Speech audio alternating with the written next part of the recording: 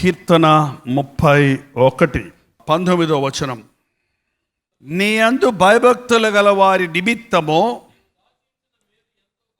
నీవు దాచి ఉంచిన మేలు ఎంతో గొప్పది.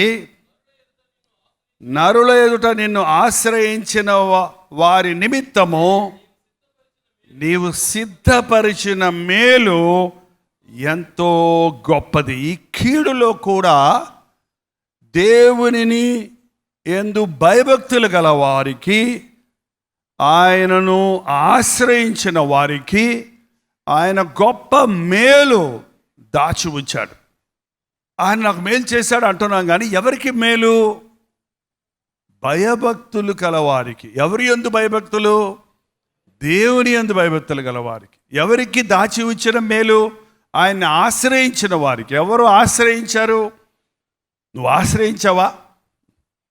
దేవునిని ఆశ్రయిస్తే మేలు కలుగుతుంది. అంతేకాదు, నువ్వు నిజంగా ఆయన భక్తుడు అయితే 23వ వచనం కూడా, యెహోవా భక్తులారా మీరందరూ ఆయనను ప్రేమించుడి, యెహోవా విశ్వాసులను కాపాడును. ఎవరిని కాపాడుతాడు ఆయన? ఆయన్ని ప్రేమించే వారిని, ఆయన యందు విశ్వాసం ఉంచిన వారిని. ఈ లోకమంతా యేసు వైపు చూడాలని, యేసును ప్రేమించాలని, ఆయన యందు విశ్వాసం ఉంచాలని, ఏ దిక్కు లేని సమయంలో సిలువలో వేలాడుతున్న క్రీస్తు యొక్క ప్రేమను గుర్తించి ఆయన శరణు కోరాలని మనం ఈ లోకంలో ఉన్న వారందరి కొరకు ప్రార్థించాలి. మనం ఆయనను ప్రేమించటం, మనం ఆయన యందు విశ్వాసం ఉంచటం అతి ముఖ్యమని గ్రహించాలి. దేవుడు ప్రేమ కలిగిన వాడు, కానీ ఆయన ఉగ్రత మహా ఉగ్రత. దీర్ఘశాంతము కలిగిన దేవుడు ఒక క్షణం మనల్ని వదిలిపెడితే ఆయన ఉగ్రత ఈ లోకాన్ని నాశనం చేసి వస్తుంది. దేవుడు ఎవరిని నాశనం చేసేవాడు కాదు, కానీ నాశనానికి అప్పగించేవాడు.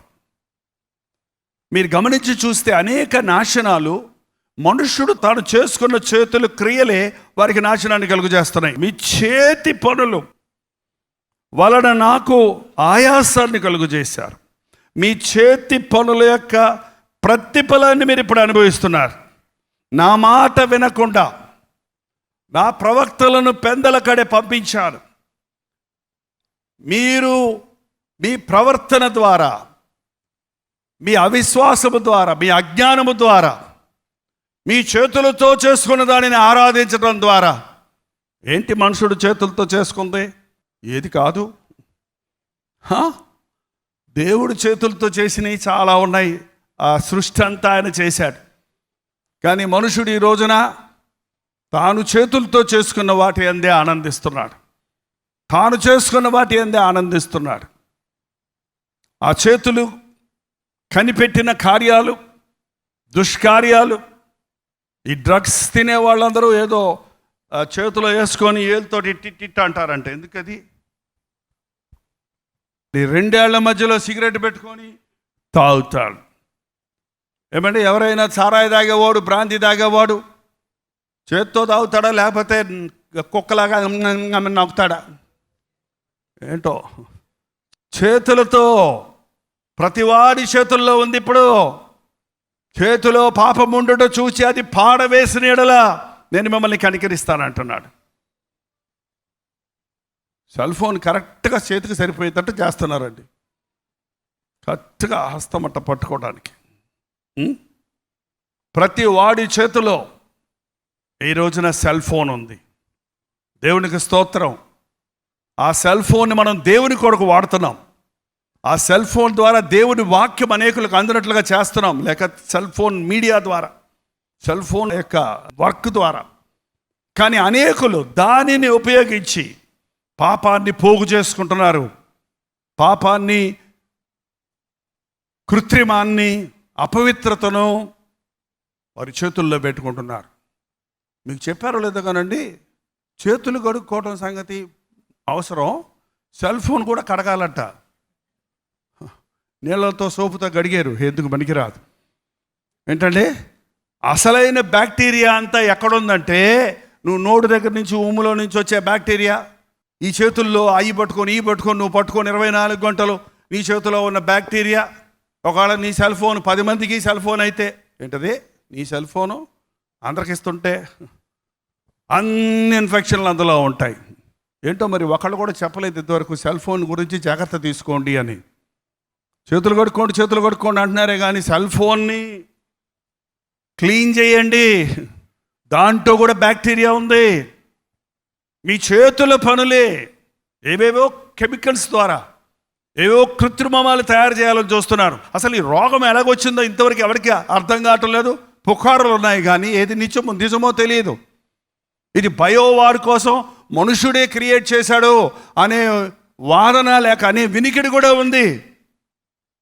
ఎక్కడి నుంచి వచ్చింది ఈ రోగం? దేవుడు పంపించిన రోగమా?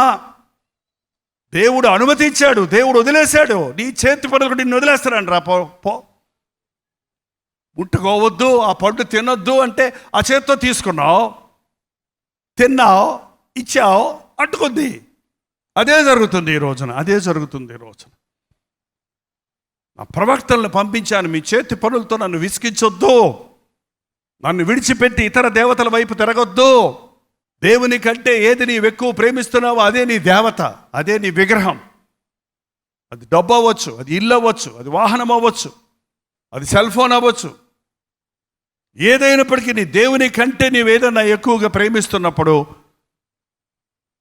నీ పూర్తి ప్రేమను, ఒక వైరాగ్యం కలిగిన భర్త తన భార్య తనకే చెందాలని ఆశపడతాడు, రోషం కలిగి ఉంటాడు తన భార్య విషయంలో. పరిశుద్ధుడైన దేవుడు మనల్ని పవిత్రులుగా చేసుకున్నాడు. మనం ఆయనకు చెందిన వారిగా ఉండాలి, కలంకం లేకుండా ఉండాలని కోరుకుంటున్నాడు. ఒకసారి కొరింథీయులకు రాసిన 2వ పత్రిక, నేను మిమ్మల్ని దేవునికి 11వ అధ్యాయం 2వ వచనం దగ్గర నుండి దైవాసక్తితో, ఎందుకనగా పవిత్రురాలైన కన్యకనుగాను ఒక్కడే పురుషునికి అనగా క్రీస్తుకు సమర్పింపవలెనని మిమ్మను ప్రదానము చేస్తుని. పౌలు యొక్క భాష చూడండి, పౌలు యొక్క ఆశ చూడండి. నేను సంపాదించిన ఆత్మలను పరిపూర్ణులుగా చేసి, పవిత్రులుగా చేసి, ఒక కన్యక, పురుషుని ఎరుగని కన్యక, పాపము లేని కన్యక, అపవిత్రత లేని కన్యక క్రీస్తు కొరకు సమర్పించినట్టుగా మిమ్మల్ని మరి ఎవ్వడు ముట్టకుండా, మీలోనికి అపవిత్రత రాకుండా, మీరు క్రీస్తు రక్తంలో కడగబడిన తర్వాత, తెల్లని వస్త్రాలు వేసుకున్న తర్వాత, పవిత్రులు అయిపోయిన తర్వాత మిమ్మల్ని అలాగే యేసుక్రీస్తుకి ఇచ్చి ప్రదానం చేయాలని నేను ఆశపడ్డాను. ఇంకా ప్రభువుకే మీరు చెందిన వారుగా ఉండాలి. రక్షించబడిన వారందరి ఆశ ఏమై ఉండాలంటే, నేను ప్రభువుకు సొంతం. ఆయన తన రక్తంలో నన్ను కడిగి నా కల్మషాలన్నీ, నా అపవిత్రతన్ని శుద్ధి చేశాడు కాబట్టి నాకు తెల్లని వస్త్రం ఇచ్చాడు, రక్షణ వస్త్రం ఇచ్చాడు, మహిమ వస్త్రం ఇచ్చాడు. ఇది మళ్ళీ నేను డాగు చేసుకోకూడదు, ఇది నేను అపవిత్రపరచుకోకూడదు, ఇది పరుడికి నేను అప్పగించకూడదు, ప్రభువుకే అన్నట్టుగా నేను మిమ్మల్ని ప్రభువుకి ప్రదానము చేసి తిని. గాని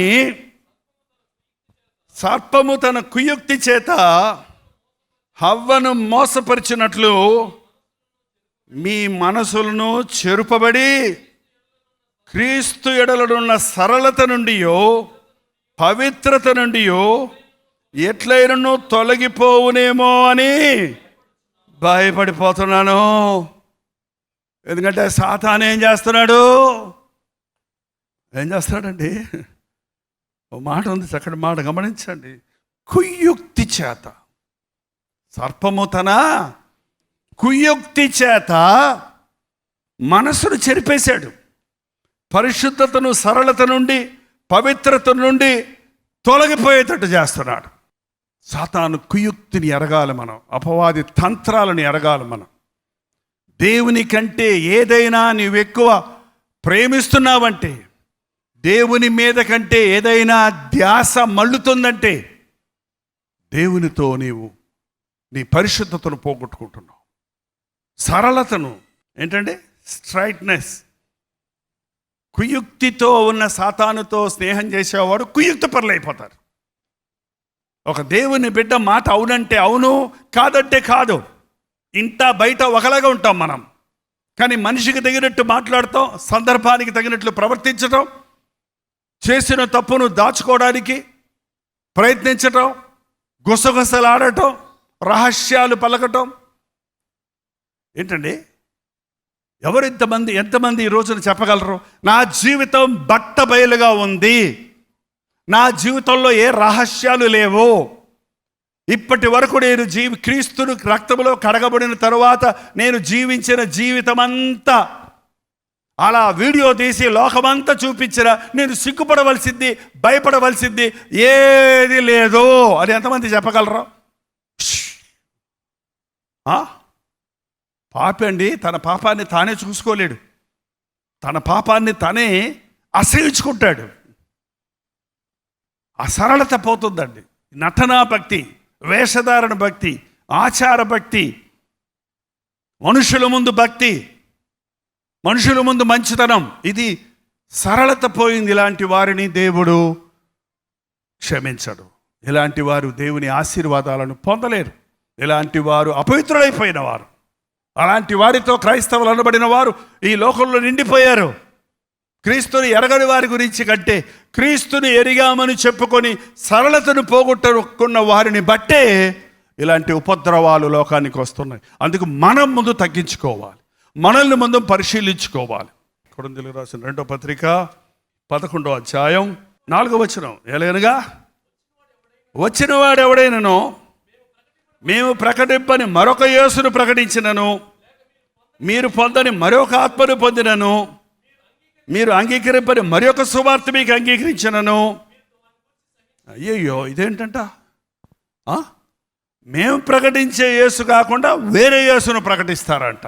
లేక మీరు పొందని మరొక ఆత్మను మీరు పొందినను, మీరు అంగీకరింపని మరొక సువార్త. ఇప్పుడు అన్ని ద్వంద్వం అయిపోయినాయి అండి, రెండు అయిపోయినాయి.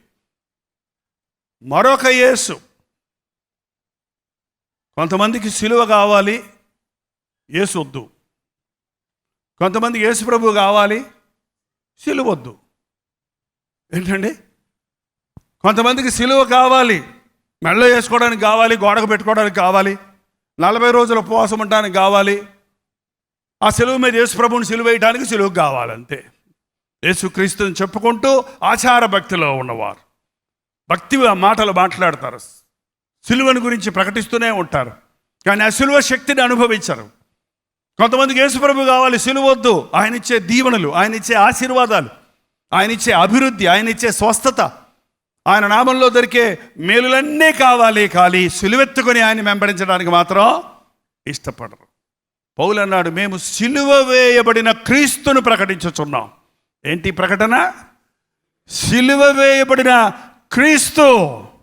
సిలువ, క్రీస్తు లేని సిలువే కాదు, అది శాపం, అది కర్ర, చెక్క కర్రది.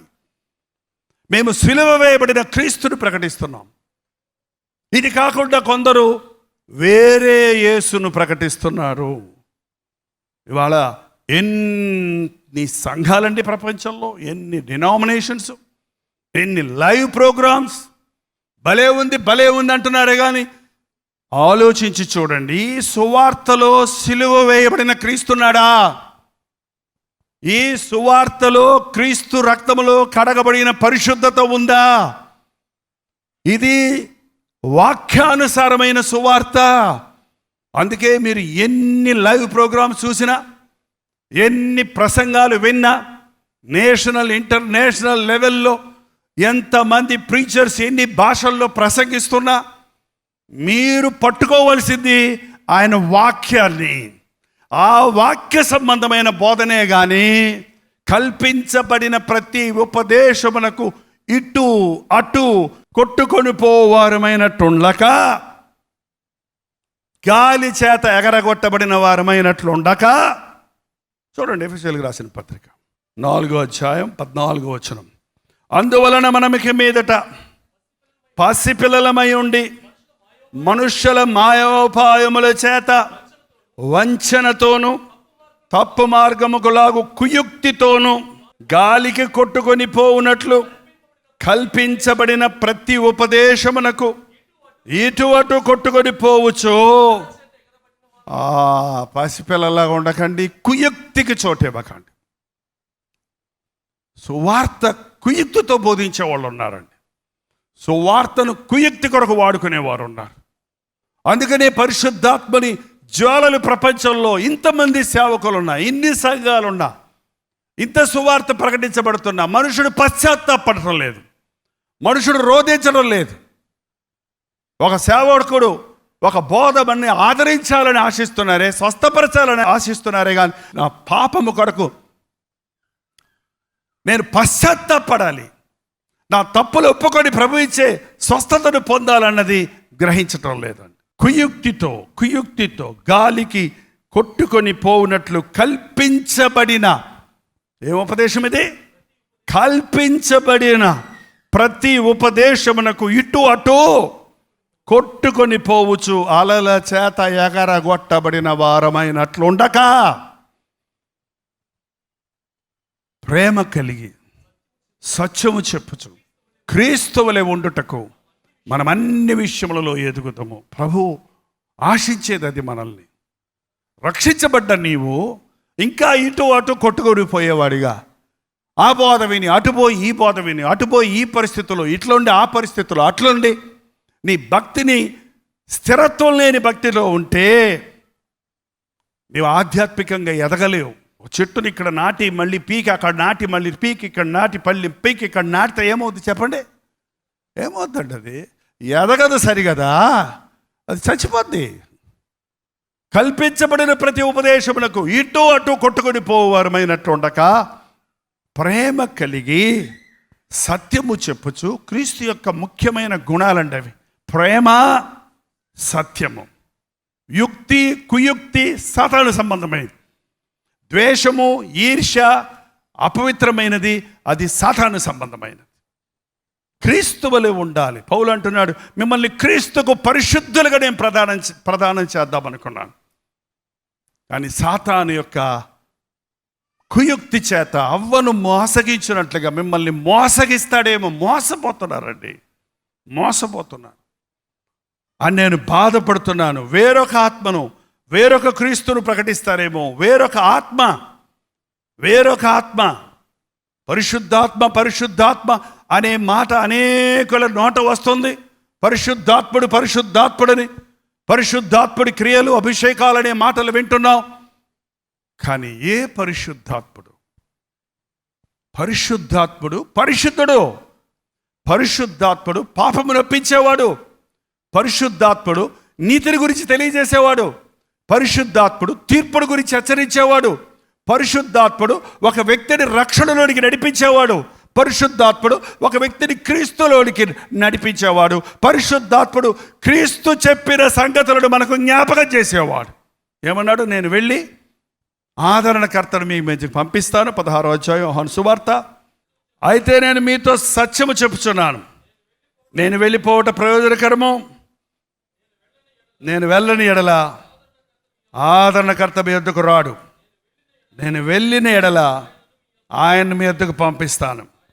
ఆయన వచ్చి పాపమును గురించి, నీతిని గురించి, తీర్పుని గురించి ఎవరిని? లోకములో ఉన్న జనులందరూ ఈ రోజున ఎందుకు వచ్చింది ఈ రోగం, ఎలాగా తప్పించుకోవాలి, ఎలాగా స్వస్థపడాలి, ఎలాగ ఈ ఉపద్రవం నుంచి బయటపడాలి అని ఆలోచించే వారందరి మీదకి దేవుడు తన పరిశుద్ధాత్మను కుమ్మరిస్తే ఏం జరుగుతుందట? వారు చేసిన పాపమును గురించి వారు ఒప్పింపబడతారు.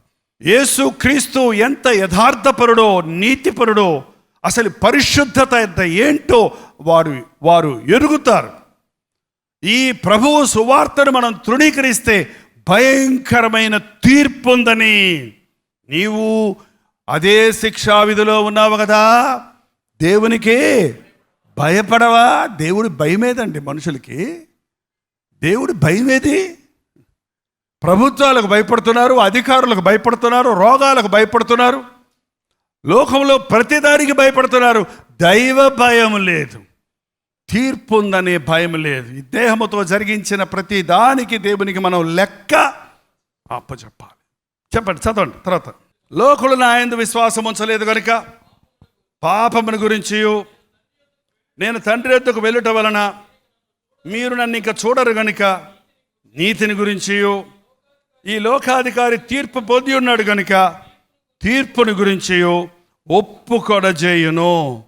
నేను మీతో చెప్పవలసినవి ఇంకను అనేక సంగతులు కలవు కానీ మీరిప్పుడు వాటిని సహింపలేరు. అయితే ఆయన అనగా సత్యస్వరూపి అయిన ఆత్మ వచ్చినప్పుడు మిమ్మును సర్వ సత్యములోనికి నడిపిస్తాడు. ఏం చేస్తాడు పరిశుద్ధాత్ముడు? పరిశుద్ధాత్ముడు అభిషేకించబడిన వాడు ఏం చేస్తాడండి? భాషలు మాట్లాడతారంటున్నారు. దేవునికి స్తోత్రం. ఆ పరిశుద్ధాత్ముడు ఇచ్చే వరాలలో ఒక వరం అది. పరిశుద్ధాత్ముడు అనేక వరాలు ఇస్తాడు, అది వేరే సంగతి. కానీ పరిశుద్ధాత్ముడు ఒక వ్యక్తిని ఎక్కడికి నడిపిస్తాడు? సత్యములోనికి నడిపిస్తాడు. యుక్తిలోనికి కాదు, కుయుక్తిలోనికి కాదు, మోసాలు అపవిత్ర కార్యాలలో కాదు, సర్వ సత్యములోనికి మిమ్మల్ని నడిపించును. తర్వాత చదవండి. ఆయన తనంతట తానే ఏమీయో బోధించక వేటిని వినునో వాటిని బోధించి సంభవింపబోవు సంగతులను మీకు తెలియజేస్తాడు. ఏం చేస్తాడట? సొంత బోధ, కొత్త బోధ ఏమీ లేదండి. కొత్త బోధ చేశారంటారు ఎవరన్నా? కొత్త బోధ లేదు. దేవుడు ఓల్డ్ ఫ్యాషన్ కాదు. దేవుడు పాతోడైపోయాడు. జనరేషన్ గ్యాప్ అంటారు చూడండి. ఓల్డర్ పీపుల్ చూస్తే ఎల్డర్ పీపుల్, యంగర్ పీపుల్, వృద్ధులను చూస్తే పిల్లలు చూడండి, అదంతా మీ పాతకాలం, అదంతా పాత పద్ధతులు అంటారు చూడండి. అలాగే దేవుడు కూడా పాతోడైపోయాడా? దేవుడు చాలా పాతోడు చెప్పాలంటే. కానీ ఆయనలో సంపూర్ణత ఉంది కనుక ఆయన నిన్న నేడు నిరంతరము ఏకరీతిగా ఉన్నాడు కనుక ఏవి మొదటి నుంచి ఉన్నాయో, ఏవి మొదటి నుంచి విన్నారో, ఏది మొదటి నుంచి ఉందో అది మీకు తెలియజేస్తాడు. 14వ వచనం కూడా చదవండి. ఆయన నా వాటిలోనివి తీసుకొని మీకు తెలియజేయను గనుక నన్ను మహిమపరుస్తాడు. అబ్బా, పరిశుద్ధాత్ముడు ప్రత్యేకమైన దేవుడు కాదు, ప్రత్యేకంగా తను మహిమ పొందేవాడు కాదు. నా వాటిలోని అంటే ప్రభువు బోధించిన సంగతులను తీసుకొని, ప్రభువు మనకు తెలియజేసిన సత్యాన్ని తీసుకొని మనకు దానిని బోధిస్తాడు, జ్ఞాపకం చేస్తాడు, బోధిస్తాడు. ఏం చేస్తాడంటే బోధిస్తాడు. ఎంతమంది రోజున ఆది నుండి ఉన్న ఆ మారు మనస్సు, ఆ హృదయ శుద్ధి, ఆ మంచి మనస్సాక్షి, ఆ విశ్వాసము, ఆ ప్రేమ, ఆ సత్యము అనే యథార్థతను కలిగి ఉంటున్నారు? పరిశుద్ధాత్ముడి కార్యాలు ఈ లోకములో, ఈ సమయంలో లోకమంతా జరగాలంటే లోకము ప్రభువుని ఎరగలేదు గనుక, ఆ మాట చాలా నచ్చింది నాకు. మళ్ళీ సార్ చదవండి. లోకులు నాయందు విశ్వాసం ఉంచలేదు గనుక పాపమును గురించి ఒప్పింపజేస్తాడు. ఈ సమయంలో మన పాపములను మనము ఒప్పుకొనిన ఎడల ఆయన నమ్మదగిన వాడు, నీతిమంతుడు గనుక మన సకల దుర్నీతి నుండి మనల్ని ఆయన పవిత్రులుగా చేస్తాడు. ఎప్పుడైతే మన పాపం క్షమించబడుతుందో మన రోగం నుండి స్వస్థత కలుగుతుంది. ఎలాంటి రోగులు యేసుప్రభు దగ్గరకు వచ్చినా వారితో ఆయన చెప్పిన మాట ఏంటంటే, నీ రోగము పోవునుగా కానలేదు, నీ పాపములు క్షమించబడినవి, నీ విశ్వాసము నిన్ను స్వస్థపరిచింది. మనం ఈ లోకం కోసం ప్రార్థిస్తున్నాడు. ప్రభా, ఈ లోకం యొక్క మనోనేత్రాలు తెరువు, నీవే రక్షకుడు అని ఒప్పుకున్నట్లుగా పరిశుద్ధాత్మను వారి మీద కుమ్మరించు, నీ వైపు చూచి విశ్వసించినట్లుగా రక్షణ పొందినట్లుగా సహాయం ఇచ్చేయి అని మొరపెట్టవలసి ఉందండి. ప్రార్థన. పరిశుద్ధుడా, నీకు వందనములు. జీవము కలిగిన దేవుడివని, యుగయుగములు పరిపాలించేవాడివని, నీ నామాన్ని ఎరిగిన మేము, నీ ప్రేమను అనుభవించిన మేము, నీతో ఉండడానికి వాగ్దానం చేసుకొని, నిబంధన చేసుకొని నీ రాజ్య వారసులుగా ఉంటామని తీర్మానం చేసుకున్న మేము, మా సరళతను వదిలిపెట్టక, మా పరిశుద్ధతను పోగొట్టుకోక, మా అపవాది కుయుక్తులకు చోటివ్వక, భయముతో వణకుతో మా రక్షణ కొనసాగించుకున్నట్టుకు సహాయం చేయం. కల్పించబడిన ప్రతి ఉపదేశమునకు ఇటు అటు కొట్టుకొని వారమైనట్లుండక క్రీస్తు వలె ఉండాలని, ఆయన ప్రేమతో ఆయన సత్యముతో నింపబడి ఆయన సాక్షులుగా ఈ లోకంలో బ్రతకాలనే ఆశ మాకు దయచేయి. నీ రక్తాన్ని మా అందరి కొరకు లోక పాపములను మోసుగడిపోవు దేవుని గొర్రెపిల్లని పిలువబడిన ప్రభువా, లోకంలో ఉన్న 216 దేశాల్లోనూ నీ కార్యాన్ని జరిగించు. ప్రపంచమంతటా పరిశుద్ధాత్మ అగ్నిజ్వాలలు రగులుకోవడానికి సహాయం చేయి. నీ కృపను మా మీద ఉంచి నీ నామములో ఉన్న శక్తిని మేము ఎల్లవేళలా గుర్తు చేసుకొని ధైర్యముతో విశ్వాసముతో సాగిపోవుటకు సహాయము చేయమని యేసు క్రీస్తు నామములో అడుగుచున్నాము తండ్రి. ఆమేన్.